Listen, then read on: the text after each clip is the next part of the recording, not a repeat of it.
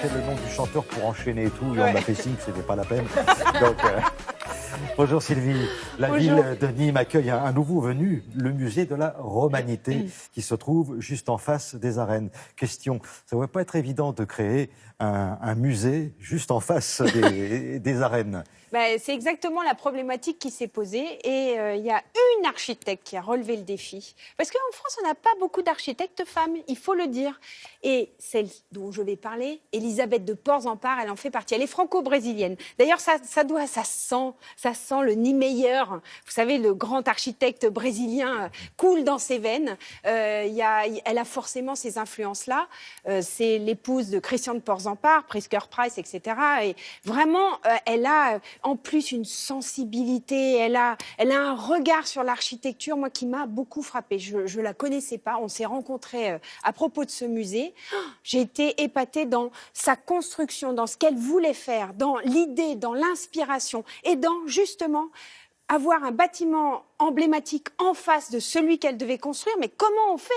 On casse les codes. C'est-à-dire que autant l'un est rond, l'autre carré, autant l'utilisation des matériaux. Elle a pris du verre sérigraphié pour son bâtiment à elle. Et puis, il y a quand même ce qu'il y a à l'intérieur du musée.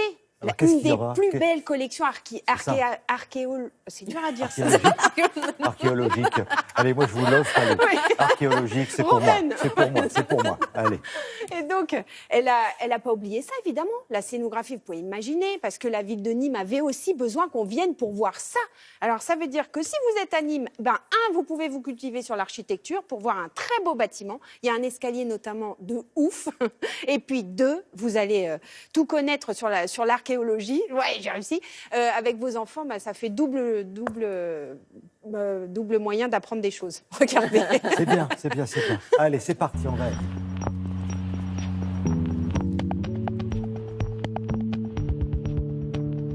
Ces bâtiments son architecture constitue une invitation à venir voyager dans l'histoire de la Rome antique, de la romanité à Nîmes. Il avait dès le départ l'intention de créer un bâtiment qui soit un manifeste pour la légèreté. L'autre point très important, c'est la relation avec les arènes. Je me suis dit qu'il fallait introduire un dialogue par complémentarité. Qu'est-ce qui constituait les lignes de force des arènes auxquelles il fallait que le musée réponde ? La géométrie, opposée à la géométrie circulaire, une géométrie carrée. Aux lignes vraiment verticales des arènes, je voulais répondre par des lignes souples horizontales. Et évidemment, un bâtiment est ancré au sol et l'autre flotte. La lévitation a été exprimée par la façade, par la manière de la concevoir comme flottant au-dessus du bâtiment. Je l'ai faite en verre avec ses courbes parce que je voulais accentuer l'idée des ondulations pour qu'on sente vraiment tout un mouvement qui l'allège encore. Ces courbes reflètent la lumière et les couleurs d'une manière magique. Les couleurs de la ville, les couleurs des arènes, les couleurs du ciel, elles changent à chaque heure du jour et de la nuit. J'ai juste créé un grand passage au sol, très très large. Quand on est devant le musée, on voit ces passages, on a envie de pénétrer, d'aller dans le jardin. C'est une invitation à découvrir le musée.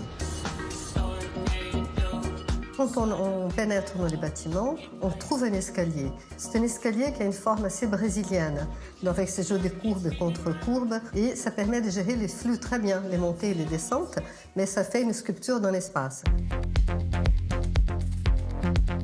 On a cette double interpénétration, la ville qui pénètre par les fenêtres et la ville qui pénètre au sol et qui monte aussi. Tout est en relation, il n'y a pas de barrière, ce n'est pas un bâtiment fermé. Je suis sociologue d'origine et je pense beaucoup au rapport humain. Je suis convaincue que l'architecture peut contribuer, en créant des supports pour la vie sociale, à rassembler les êtres.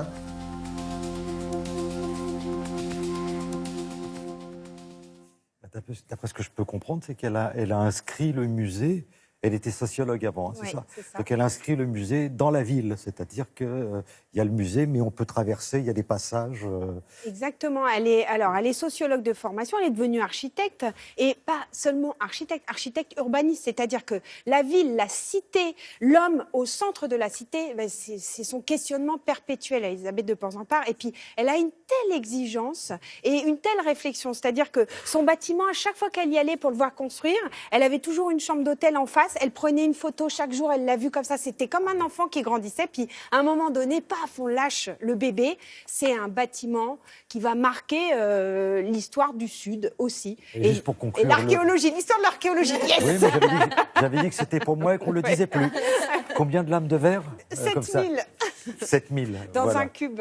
Ouais, génial. Merci beaucoup. C'est Anime.